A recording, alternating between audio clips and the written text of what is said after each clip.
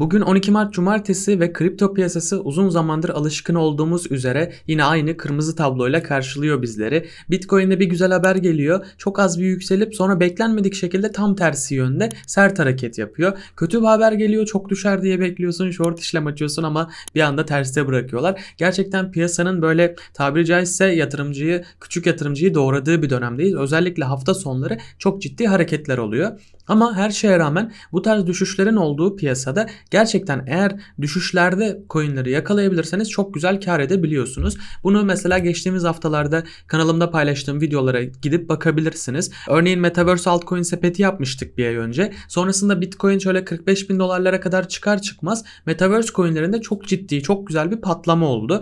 Ya da Binance yolcusu 6 altcoin videosu paylaşmıştım. Daha bir ay oldu. 6 altcoin'den 2 tanesi Binance'te listelendi bile. Dipten toplayacağım altcoin videosu yaptım. O videoda bazı tepkiler aldım. Hani Bitcoin çok düşük, hepsi düştü, hala coin alıyorsun falan diyenler oldu. Ama Bitcoin tekrardan biraz toparlar toparlamaz tüm coinlerden %30, %40 bazılarında daha fazla karlar ettik. Yani eğer amacınız kar etmekse piyasanın genel gidişatı umurunuzda olmamalı arkadaşlar. Bu videoda da piyasanın uzun vade gidişatından ziyade önümüzdeki birkaç haftalık süreçte, bir aylık süreçte kar edebileceğimiz şekilde bazı altcoin'ler alacağız. Bu altcoin'lerden güzel bir sepet yapacağız ama bu sepetin mantığı al unut şeklinde olmayacak. Hepsinin önemli bölgelerini sizlerle paylaşacağım. O bölgelere göre al sat yapabilirseniz eğer kar edeceğinize, güzel paralar kazanabileceğinize inanıyorum. Detayları zaten birazdan paylaşacağım. Öyleyse hızlı bir şekilde videomuza başlayalım. Evet, tekrardan selamlar. Tahir Elkoca ben, YouTube kanalıma hoş geldiniz. Dediğim gibi bu videomuzda bir altcoin sepeti yapacağız ama daha önceki yıllarda olduğu gibi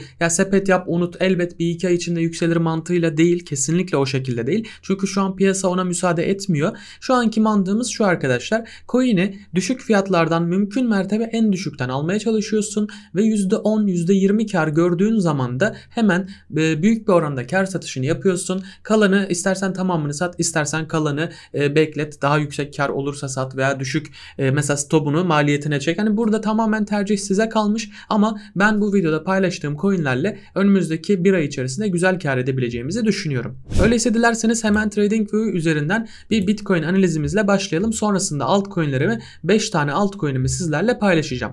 Şimdi ilk olarak Bitcoin'e günlük grafikte baktığımız zaman arkadaşlar fiyat şu anda 39 bin dolar. Şöyle saatlik grafikte de birazdan göstereceğim. Gerçekten çok volatil hareketler yapıyor. Yani bir aşağı bir yukarı yapıyor ve bu yaptığı hareketler örneğin mesela belli bir çok önemli bir bölge oluyor. Bu bölge üzerinde 4 saatlik kapatırsa işte çok güzel olacak falan diyorsun. Ama sonra bir bakıyorsun 4 saat kapatmasına rağmen fake bir hareketle hemen tam tersi saçma sapan hareketler yapabiliyor. Şu anda Bitcoin'in orta vade gidişatı için arkadaşlar benim düşüncem 37 bine kadar tekrardan bir düşüş gelebileceğini düşünüyorum. Çünkü şu anda gerçekten destekler çok kolay kırılıyor. Ama dirençleri kırmakta çok zorlanıyor. Şu şekilde bir yükselen trendimiz vardı. Şu an günlük grafikte biraz saçma duruyor ama saatlik ve 4 saatlik grafiklerde biraz daha güzel duruyor bu trend. Bu yükselen trendi kırdıktan sonra ne yazık ki tekrardan içine giremedik arkadaşlar. Şu anda bizim öncelikli olarak kırmamız gereken dirençler bu yükselen trend direncini kırmamız gerekiyor. Yatay paralel trend olarak da 39.400 39.700-800 arası bölgenin üzerinde en azından 4 saatlik kapanışlar yapmamız gerekiyor. Bunun hemen üzerinde ise 21 günlük EMA'mız var. Hareketli ortalamalarımız da biliyorsunuz çok önemli destek ve direnç olarak çalışıyorlar. Buraları kırabilirsek eğer tekrardan yükselen trendimize girdik diyebiliriz ve kısa orta vadede daha rahat bir nefes alabiliriz arkadaşlar. Burayı kırmamız durumunda da yukarıda tekrardan 40.500 41.300 dolar civarlarında dirençlerimiz var ve şuradan gelen iki temaslı bir düşen trendimiz var. Bunun çok güçlü bir şekilde çalışacağını düşünmüyorum ama yine de şu an teknik olarak Bitcoin'in görünümü bu şekilde. Diğer taraftan VPVR tablomuzda açtığımız zaman arkadaşlar özellikle bu alanda çok fazla alım satımın olduğunu görüyoruz bu indikatör sayesinde. Yani bu bölgede tutunabileceğini düşünüyorum. Eğer aşağı düşerse de bakın şuradaki çıkıntıyı görüyorsunuz. Aşağı düşmesi durumunda da ortalama 38 bin dolar seviyelerinde tutunabileceğini düşünüyorum. Eğer çok olumsuz haberler gelmezse yani savaşla alakalı Ukrayna-Rusya savaşı ile alakalı çok kötü gelişmeler olmazsa Bitcoin'in şu anda 38 binden aşağı düşeceğini sanmıyorum ama düşerse de dediğim gibi 37 binine kadar maksimum düşeceğini düşünüyorum. Tabii ki düşüncelerle olmuyor bu iş, sizler de çok iyi biliyorsunuz. Her zaman en kötü ihtimali de hesaba katarak işlem yapacağız. Diğer taraftan total market cap'imize bakıyoruz.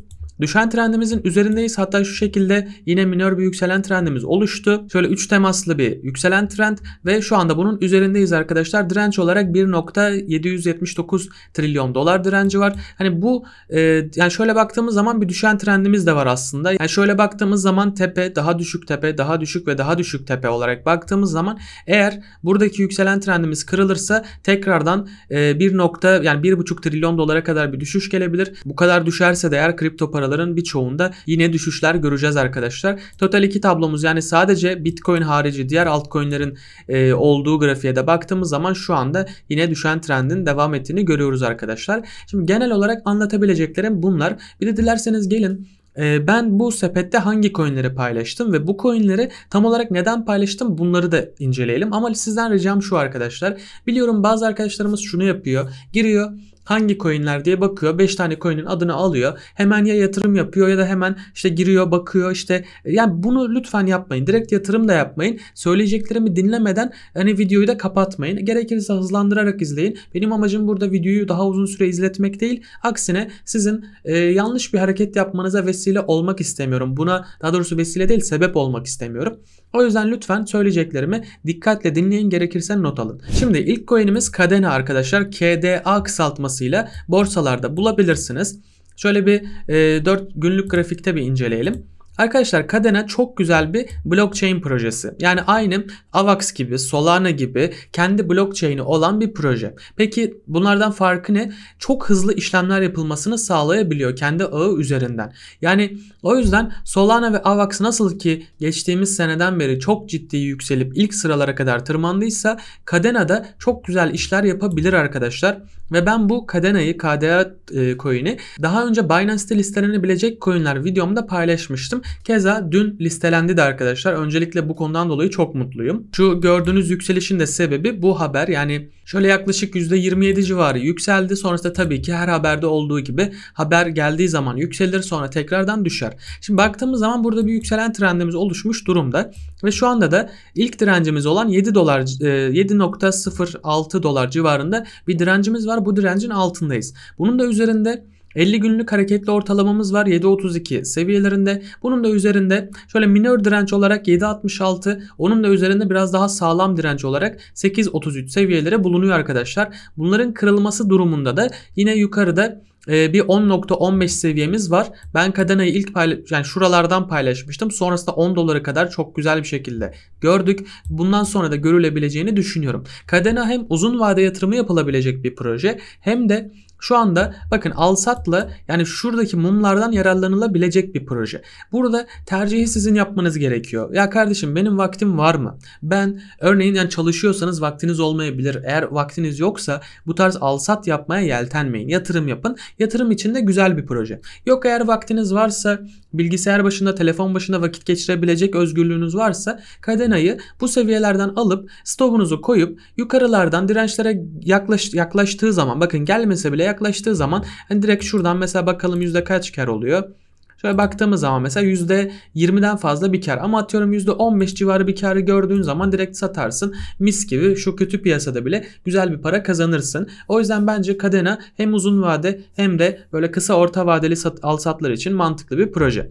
Şimdi diğer projemize geçeceğim ama öncesinde biliyorsunuz Telegram'da bir trade grubu kurduk arkadaşlar ve bu grup VIP özel bir grup olmasına rağmen, direkt olarak işlemlerimi paylaşmama rağmen tamamen ücretsiz. Çünkü biliyorsunuz ben hani bir prensip gereği herhangi bir şekilde kullanıcılardan ücret alacağım bir oluşumda yer almıyorum. Yani ileride bir eğitim falan yapacak düzeyde görürsem kendimi, hani nacizane bir kaliteli bir şey yapabilirsem o zaman belki ücretli bir şey düşünürüm. Ancak şu anda hiçbir şekilde hiçbir paylaşımımda ücret talep etmiyorum. Ne katıl aboneliği, ne ücretli üyelik, ne ücretli grup, hiçbir şekilde yapmıyorum. Sadece en fazla borsalardan ücretli tanıtımlar yapıyorum veya projeleri ücretli bir şekilde tanıtıyorum. Onlar da zaten kullanıcıya bir zararı olmadığı için yapıyorum. O yüzden dediğim gibi trade grubumuz da tamamen ücretsiz. O gruba da katılmak isterseniz açıklama kısmına link bırakıyorum. O linke tıklayıp Telegram grubumuza katılabilirsiniz. Oradan kendi yaptığım işlemleri, yani her gün 2-3 tane işlem paylaşmaya çalışıyorum, hafta sonları hariç. Hafta sonları biraz daha kötü oluyor piyasa çünkü.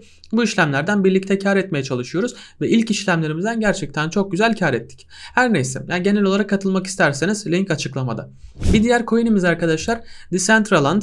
Biliyorsunuz Mana bir Metaverse projesi ve en büyük Metaverse projelerinden bir tanesi. Videonun başında da dediğim gibi geçtiğimiz ay bir Metaverse altcoin sepeti yapmıştık. Orada Mana'ya değer vermiştim ve Bitcoin şöyle bir kafasını kaldırdığı anda Mana'da şu şekilde bir yükseliş görmüştük. Yani sadece Mana'da değil, bütün Metaverse coin'lerinde gerçekten çok güzel yükseliş olmuştu. Şu an tekrardan çok düşük seviyelerdeler arkadaşlar. Destek bölgelerini şöyle göstereyim. Yine desteklere yakın seviyelere düştüğü zaman alıp dirençlere yaklaştığında satabilirsiniz. Baktığımız zaman en yakın destek seviyesi 2.30 dolar seviyeleri diyebiliriz. Onun da altında 2.26 ve 2.19 seviyeleri sağlam destek olarak gözüküyor arkadaşlar. Direnç olarak da şu seviye bakın daha önce güzel bir şekilde tutmuş, hatta şöyle burada da tutmuş. Baktığınız üzere 2.47-48 dolar arası böyle önemli bir direnç olarak gözümüze çarpıyor. Şuradan da şöyle bir yükselen trendimiz var. Burası da bir direnç olarak çalışabilir. Yani Mana'da eğer kötü bir senaryo olmazsa hani şu şekilde bir hareketler görebiliriz arkadaşlar. Tekrardan şöyle gelebilir falan filan. Yani her şey olabilir ama bu bölgeler arasında olacağı kesin, ona dikkat ederek hareket edebilirsiniz. Evet, bir diğer coin'imiz ve bu tarz kötü piyasada bile alsatla para kazanabileceğimiz coin'imiz Solana arkadaşlar. Solana da gerçekten özellikle vadeli işlem yaparken benim çok tercih ettiğim bir proje. Yani zaten uzun vade için çok güzel bir yatırım olduğunu söylememe gerek yok.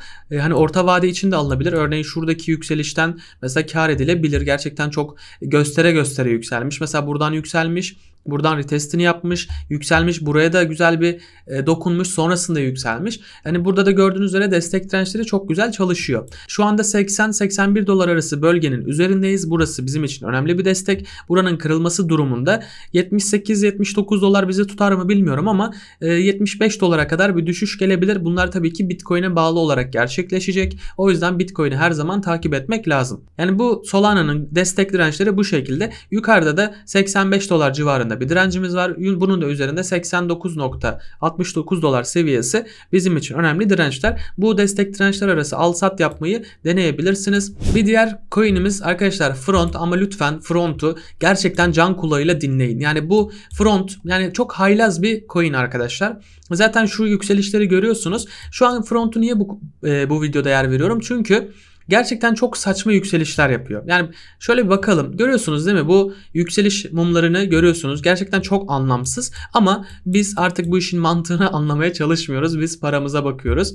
Gördüğünüz üzere yükseliyor, geri düşüyor. Tekrar çok saçma bir şekilde yükseliyor. Ama dediğim gibi biz buradan kar etmeye çalışacağız. Şimdi baktığımız zaman arkadaşlar 0.42, 0.38 dolar seviyeleri bizim için önemli destekler. Buradan kademeli alıp sonrasında Front için böyle sürekli bir gözümüz telefonda, sürekli takip ederek bu coin'de yükselişi yakalayıp kar satışı yapmaya bakabiliriz. Örneğin mesela bu seviyelerden aldığımız zaman bile, şuradaki yükseliş olduğunda bile %20'den fazla bir kar oranı olabiliyor.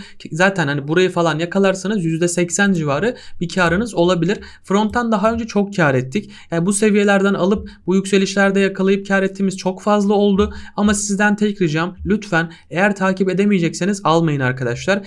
Çünkü buradan alırsınız, yükselir, yakalayamazsınız. Bu sefer düşer. Hani kötü olur. Ve bir ricam daha, eğer buralarda satmayı hedeflemiyorsanız uzun vade için bence Front almayın arkadaşlar. Yani uzun vade için alınabilir mi? Tabii ki Bitcoin yükselirse Front da tekrar buradaki seviyelerine gelebilir. Ama bence bu sepete koymamın tek sebebi buradaki yükselişlerde satıp kar alabilmek. O yüzden benim tavsiyem, Front'u alacaksanız lütfen bu tarz bir yükseliş yakalamaya çalışın. Ve hemen şu an bu fiyattan da almanızı çok tavsiye etmem. Bence bekleyin. Bir %42'ye kadar falan düşerse düşsün. Bakalım, yani %5 civarı bir düşüş. Hani gerek yok. Paranızı riske atmayın.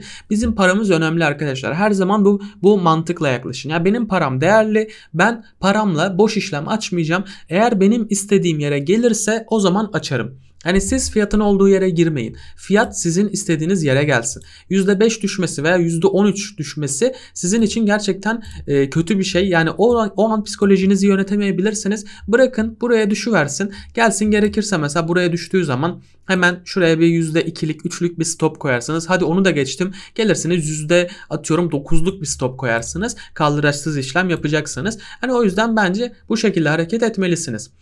Diğer taraftan arkadaşlar, bu arada YouTube kanalımda Bybit videosu paylaştım. Bybit borsası üzerinden sadece bit tokenlarınızı stake ederken son token kazanabiliyorsunuz. Yani tamamen ücretsiz bir şekilde token kazanabiliyorsunuz. Ek olarak NFT'lerle alakalı çok güzel bir video paylaştım. Gerçekten bir ayda kazandığım 2350 doları nasıl kazandığımı anlattım. Diğer tarafta Binance kaldıraçlı işlemler videosu paylaştım. Hani bu tarz videoları da izleyerek sizler de kendinizi geliştirebilirsiniz. Yani sadece benim kanalım üzerinden değil, farklı kanalların da videolarını izlerseniz eğer bu piyasada bile, kötü piyasada bile kendinizi geliştirerek para kazanabilirsiniz.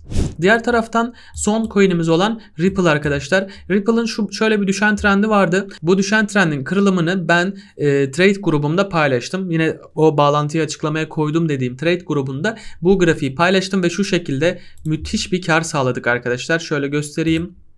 Yani yaklaşık %13 civarı gözüküyor ama biz o kadar tepeden satamadık tabii ki. Hani şu seviyelerden kaldıraçlı işlem açarak, yani 20x kaldıraç açmıştım. Normalde çok yapmam. Size de tavsiye etmem ama derler ya, hocanın dediğini yap, yaptığını yapma. Tabii yani hoca değilim, hani yanlış anlaşılmasın ama öyle bir söz vardır. Ya bence ben yapıyorum ama siz yapmayın.